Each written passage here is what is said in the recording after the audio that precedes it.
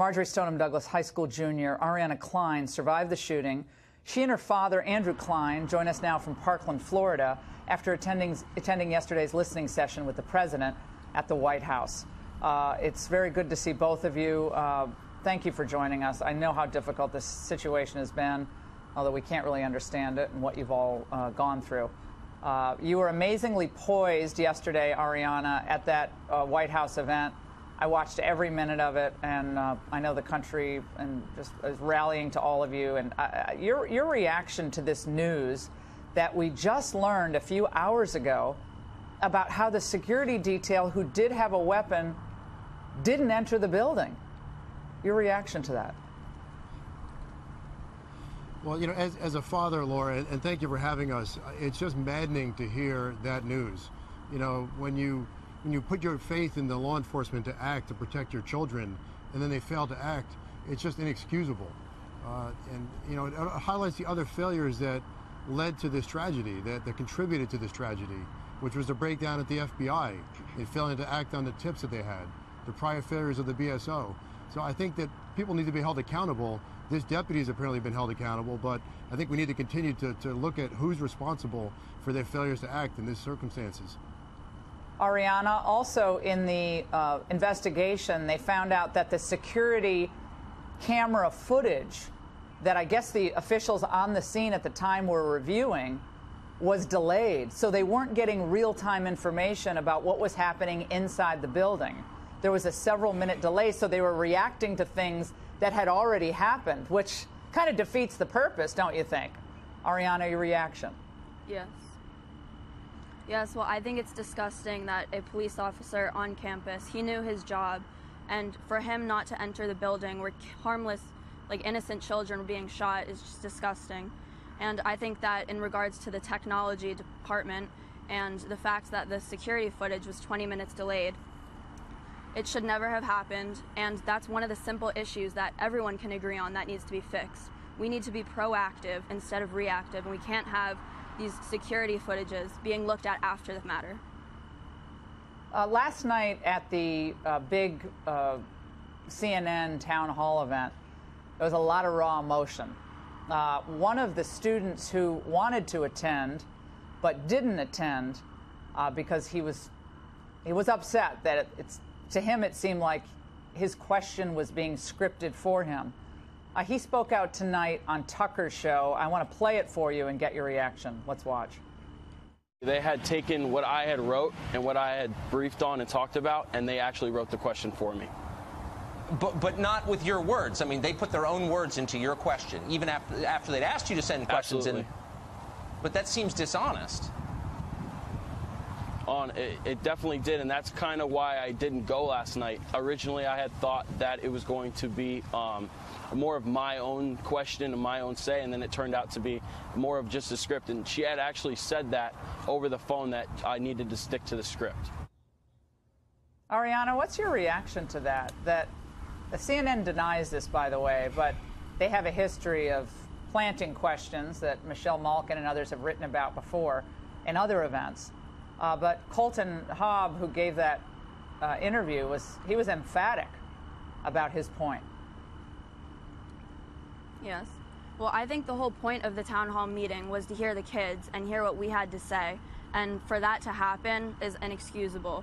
Our voices need to be heard, and he should have been able to ask any question he had to ask. But instead, we have these networks that don't want us to give our real opinions, and they want us to further their own agendas.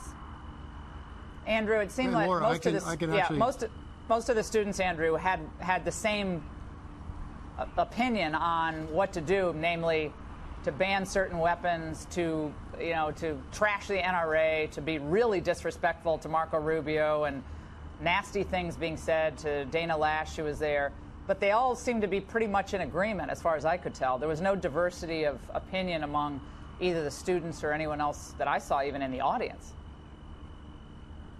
And Laura, that's not surprising at all. I actually spoke to a CNN producer on Thursday, the day after the shooting, and the producer insinuated to me they were looking for people who were willing to espouse a certain narrative, which was taking the tragedy and turning it into a policy debate, and I read that as being a gun control debate. And unfortunately, I think a lot of the people talking about gun control don't understand what they're talking about, because I'm a Republican, I'm a gun owner, I'm a responsible gun owner. And when we talk about gun control, it's not about taking guns away from people like me. It's about keeping them out of the hands of the people who should not have them, who are irresponsible, who are a threat to society.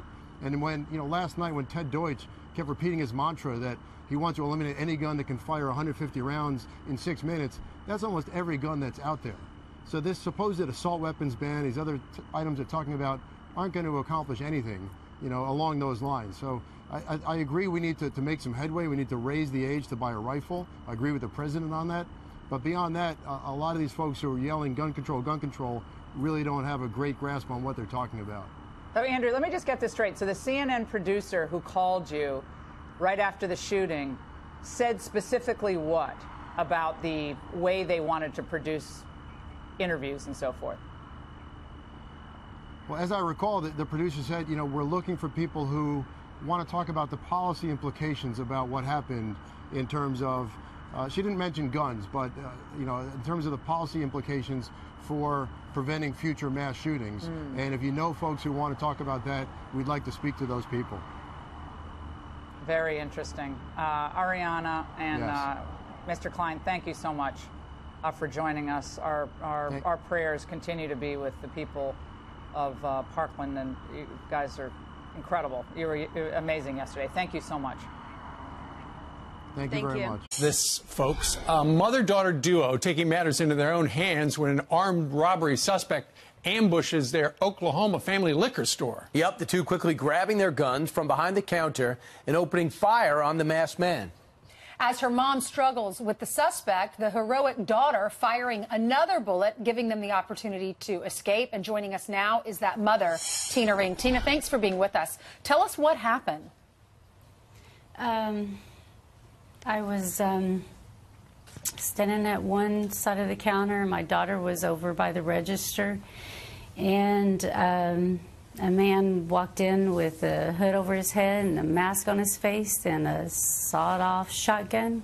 He pointed at me first and told me to open that it's a robbery, and I questioned. I said, "What?" And then he stuck the gun back up in my face and said it's a robbery. And so he told my daughter to open up the register, and so she did, and then he took the money, and then he came back over to me and asked me where the other register was, and I told him I didn't have one, and he's like, "Where's the other money?" And I'm like, "I don't know. I don't know." Yep. And then I told him, I said, "I recognize you." It's like, what are you doing? And Did you actually recognize him? He Yeah, was I a did. customer? He was a customer. He had just been in the day before and an hour and like 40 minutes before that. Yeah. Apparently, police in your neck of the woods believe he is responsible for a string of armed robberies in the area. I'm sure, Tina, you've had that gun for a while. Did you ever think you were going to have to use it? Did you ever come close? No, I never in my life thought I'd have to use it. Well, why did you decide that this time you were gonna? Because it looked like he was going to take the money and go, but you decided otherwise. Well, when we ducked under I thought he had left the building. I mean, I saw him go out the door. We ducked down underneath the counter, and then, honestly, all I saw was the shotgun and his face, and I pulled the trigger. Actually, I don't even remember pulling the first two shots. Tina, what goes through your mind? Because I'm a mother. I can't imagine my daughter being there, and I would think I've got to protect her first. But then, I feel like I would be so scared in that situation. But does your adrenaline take over, that motherly instinct take over? What do you go through? You just do. I mean, I didn't really think about anything other than just, I could just stop, and he just kept coming back at me. Yep. And it's like, just stop. And did he fire off any shots too? Did you and your daughter get injured? Yeah, no. Well, I ended up with 7 staples, but that wasn't from a shot. That was from when he got the gun away Yeah. from me. Well, he got the gun. He I- got the gun away from you. Yeah, after I had unloaded on him, Yeah. he just kept coming and just kept coming at me. And I was just telling him to leave, just at this point I seen that he was hurt, and I was just like, let him get some help, just leave. Yeah. I don't really know what I was saying. I don't know what he was saying to me. And then he just lunged at me and he grabbed my gun, and Sure.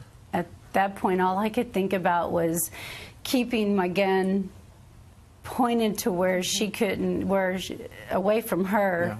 And I just started just pulling the trigger and just pulling the trigger. Just kept pulling the trigger so that way I would make sure that it was unloaded. I didn't know how many shots I had shot him. Well, you were in a fight for your life. You were. You did everything right. Yeah. Well, I tried. he's in the hospital, I assume, now. He You is. shot him, and hopefully he'll end up in prison for a very long time. I wish you all the best. All right, well, thank you. You're welcome. Lastly, how are you doing? I'm not sure. I mean, yesterday was rough. Emotional, makes you appreciate your family, appreciate being alive. What are you going to do with the So- liquor store now? At 10 o'clock, I'm going to open the door and start selling. Yep. I'm not going to be a victim. I mean, I have bills to pay, and Absolutely. And you know what, Tina? They know that Yeah. you've got a gun. Yeah. So yeah. next time. And I had more. Yeah. All right. Tina Ring, we thank you very much Yes. for joining us live today. Thank you, Tina. We're from glad Tulsa. you're All okay. right, thank God you. bless you.